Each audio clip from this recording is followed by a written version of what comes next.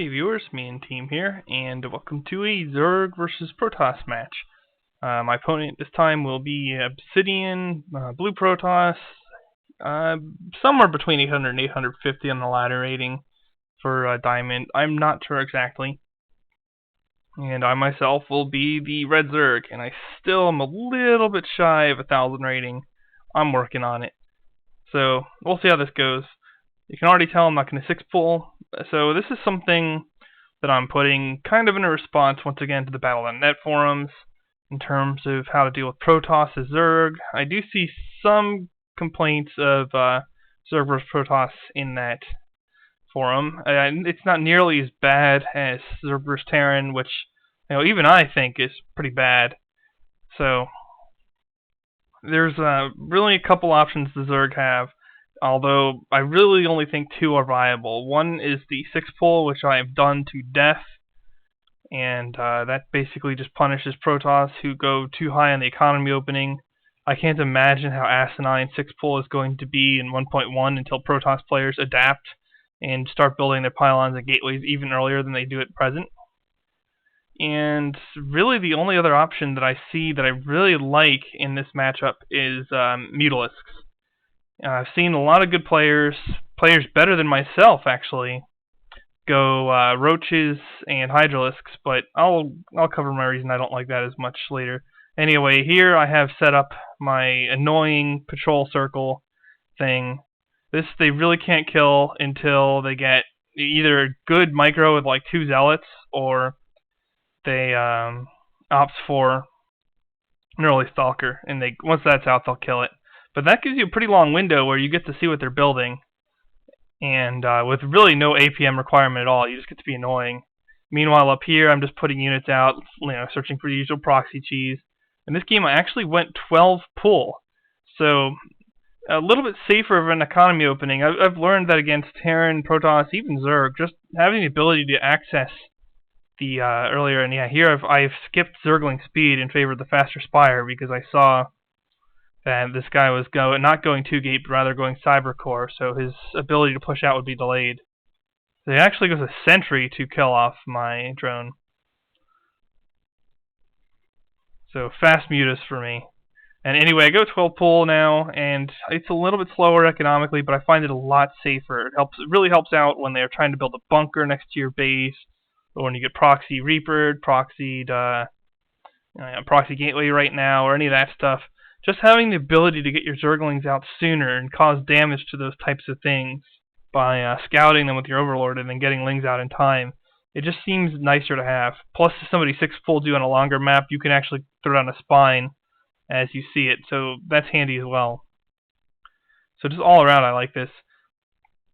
Now the Protoss goes Robotics Bay. A little surprising. I guess he saw a lot of Zerglings and figured he should go Robotics Bay. Now here's something I've been doing lately. Instead of, when I go fast lair tech on one base Zerg, I start using my Overlords to generate creep, as opposed to creep tumors. I was kind of bad with the creep tumors in this game. I would still use Overlords to spread it here, but it wouldn't hurt to use creep tumors to build towards your opponent, because obviously they can supply lock you by killing your Overlords if you try to build a creep highway in their direction using Overlords. However, just between your main and expansion, especially your natural, they can function pretty well for that. So here my opponent's going, I guess 3-gate? Yeah, 3-gate with a Robo Bay. I guess it's, 4-gate with the Robo Bay. 1-base Protoss. Really oversaturated in my opinion. I generally err on the side of a little bit of undersaturation. I think I'm pretty good here. I can maybe use a few more drones, but it's not really a big deal. When you're going mutas, it's really more about gas than minerals anyway. And Zerg units in general, it seems like they have a gas crisis, which is probably why they need an expansion more so than any other reason, in my opinion. So I'm going to pick that up, knowing that I'm going to have map control with my mutas, or at least hoping I'll have map control with my mutas. And my opponent's going Stalkers, so I don't know what prompted him to go Stalkers. He hasn't seen the Spire, he hasn't seen lair tech, he hasn't successfully scouted me until now with his Observer. And now is the first time he sees mutas, and the first time he sees my expansion. So he's expanding too, only a little bit later than me. And this is something I like to do a lot lately, is the one-base Zerg, because one-base Zerg is a lot harder to harass, and it can transition to usable units sooner. So that's nice.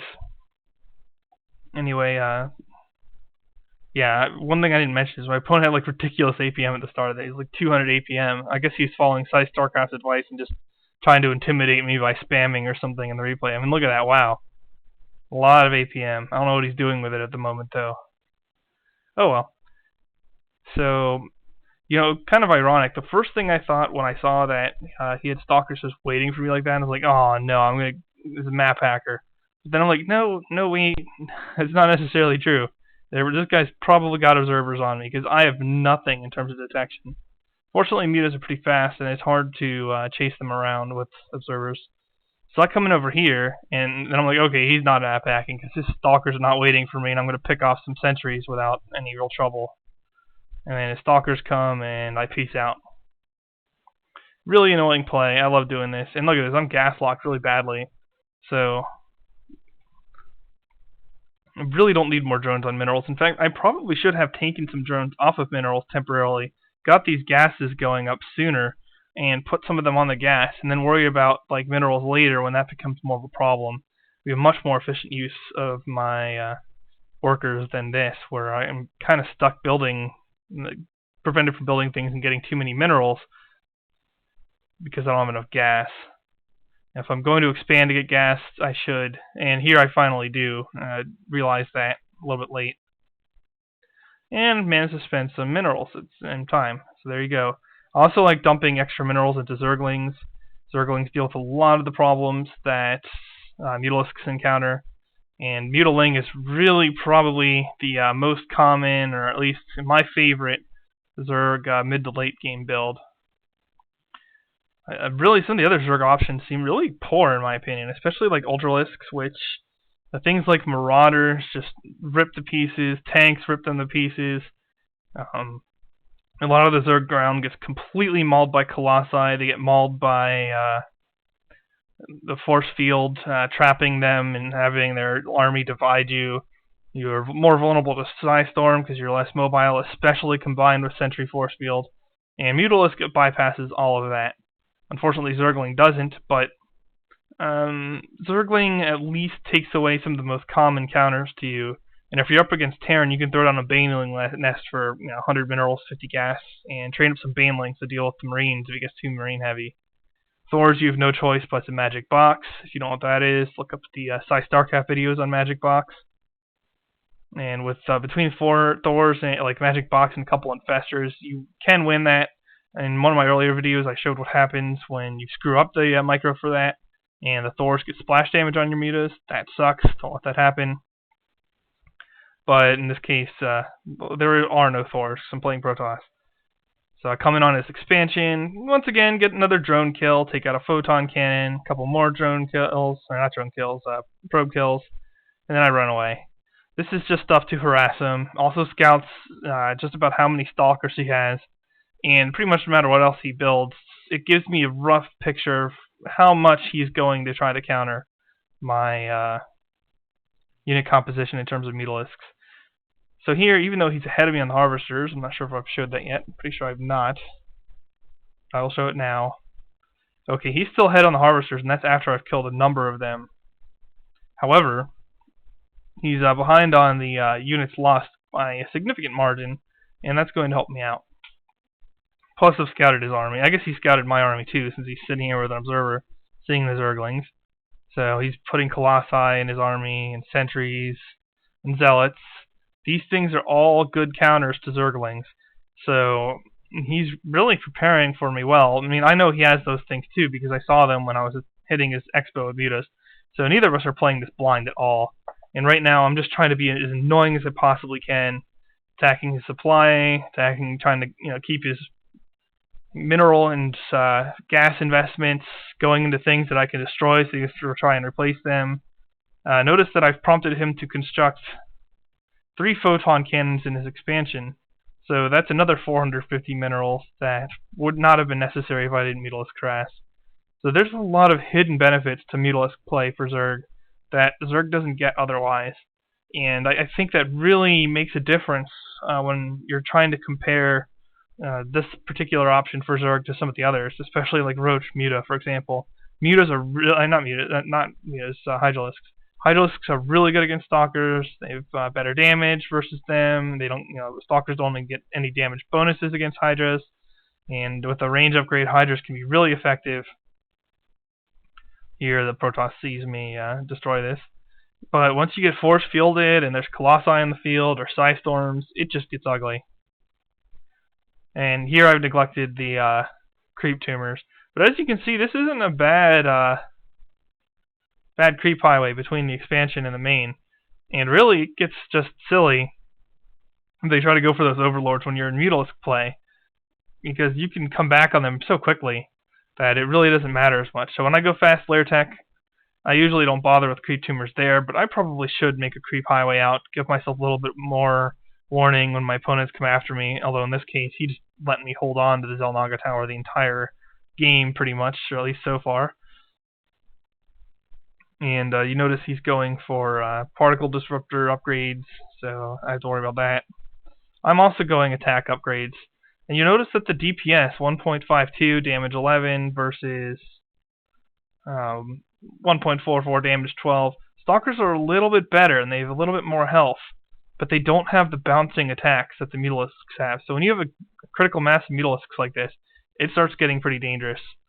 My opponent probably should be considering Phoenix or High Templar Storm, something now, in addition to those Stalkers, because he's a lot of his army tied up in anti-Zergling stuff.